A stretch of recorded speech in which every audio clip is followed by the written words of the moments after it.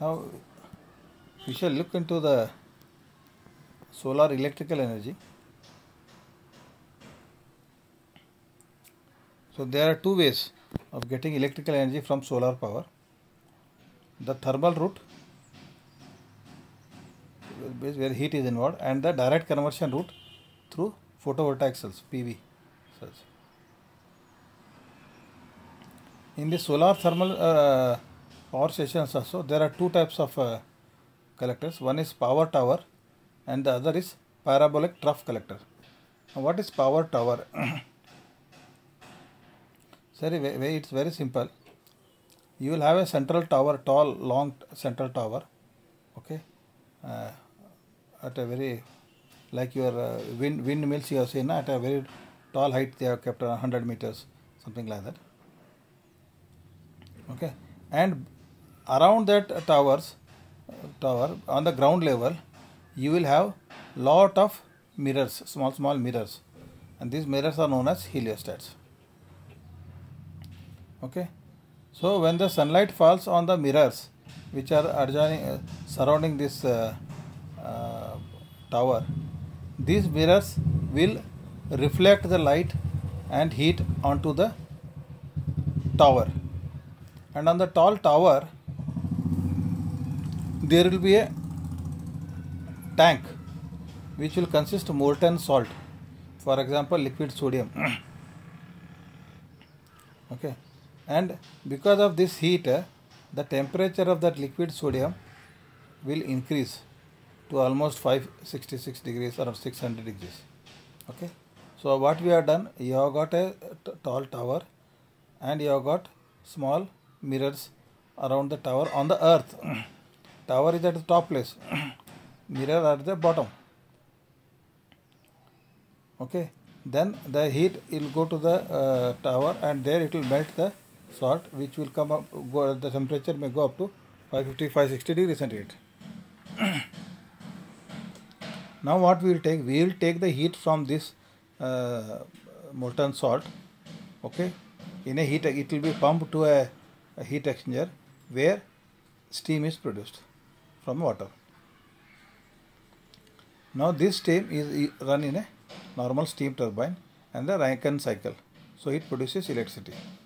Okay, the heated salt from the reservoir is stored in the hot salt thermal storage tank. And this molten tank is passed through a steam generator which creates steam and drives the steam turbine generating electricity. And after cooling, the steam will come back and the cycle is repeated. And after giving the heat, the molten salt, which was at high temperature 500 plus, will cool down and will come back to the storage tank for reuse. So this solar power tower means we are having a tall tower surrounded by small mirrors on the ground, and the mirrors reflect the sunlight energy to the tower. It is a concentrated form of energy, so that temperature of the molten salt increases by concentrating. Okay, it is like a reverse of your what you call magnifying lens, what you have seen.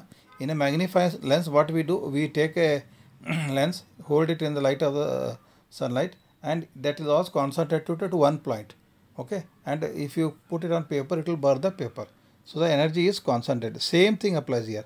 Instead of one this, there will be many hundreds and thousands of these lenses or mirrors, and the energy is going to the tower and it is concentrated there, so that it can rise the temperature below 100, above 100 degrees centigrade. Next is the parabolic trough collector. Trough means like channel. Okay, parabolic is the shape. So here these plants are also available. These actually in my next class I will show the sketch also. These are available, real life plants are available. So they are also converting the solar thermal energy into electrical energy. Okay, here the instead of mirrors there are parabolically curved trough. These are reflectors which focus the solar energy onto a reservoir tube. So instead of one central tower, what we are seeing in the earlier discussion, that is a power tower. Here there, like your solar photovoltaic, this you have seen, panels you have seen, electrical panels. So they are flat. Here these are curved, and in the top, now in the center there will be a tube, and that tube will be carrying the liquid. So whatever energy is falling on this parabolic trough collector, it is made to reflect onto the receiver tube, which is running at the focus of the reflector.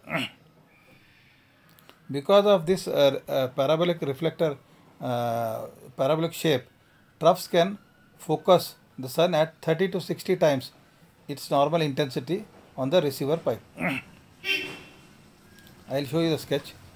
Okay. The heat transfer fluid, such as water in the receiver, is heated to a temperature of almost 400 degrees centigrade. See, why we are telling this all trough collector and all, because we want the temperature of water to be high, that means steam to be high.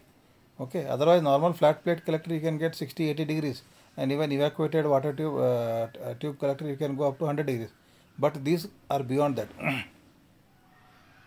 Large arrays of these collectors are coupled to provide high temperature water for driving a steam turbine. Again, the only thing is we are converting the heat energy from the sun into steam, and this steam is expanded in a steam turbine. The collectors are aligned on an east-west axis, and the troughs are rotated to follow the sun to maximize the sun energy input to the receiver tube. See what happens. This again they have got a sun tracking mechanism. Means as you have seen this sunflower, it will always follow the path of the sun. Similarly, this we will have two-axis tracking mechanism, so that it will track the sun and absorb the maximum amount of energy. Such power stations can produce many megawatts of electricity, but they are only used in areas where lot of. So now you can see one power plant here, Port Augusta, 150 megawatt solar power plant. Okay, as I was telling earlier, this sunlight tracking mechanism is available. These mirrors, there are many mirrors, only two are shown here. They will send the solar energy, reflect the solar energy on. This is a tower type to the tower, and here on the top of the tower there is that liquid salt, that is liquid sodium. So you can see red and blue lines here. So red means the hot salt is coming down.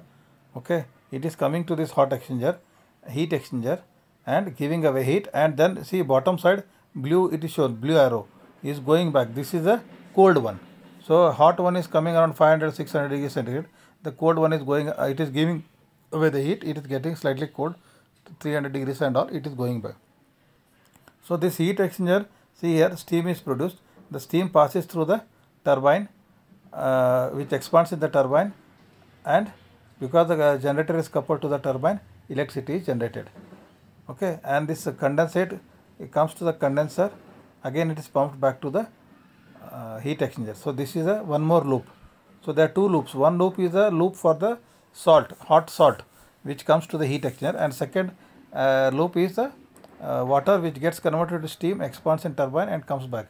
So the heat exchanger acts like a boiler of a Rankine cycle power plant. Okay, this is the tower type solar thermal electric station.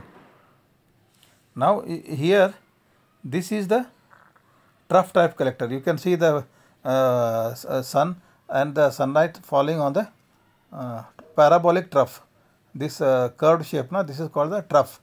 Okay, now you can see right side the blue lines are there, means the cold water is coming. It can be water or other fluid also, but water is cheap and abundantly available, so I am talking about water. So this water is coming. When this sunlight falls on the trough, it is reflected onto the central receiver. So this pipe will be acting like a central receiver pipe, and the entire solar energy is focused onto this pipe, and this water will become hot and go. See, now you can see while going, it is going as red. Okay, so this will become steam. Ultimately, this heat energy of sun is used to convert the liquid water into high temperature steam, and this steam is again expanded in a Rankine cycle power plant to produce electricity. So these are the two methods of producing electricity from solar thermal route.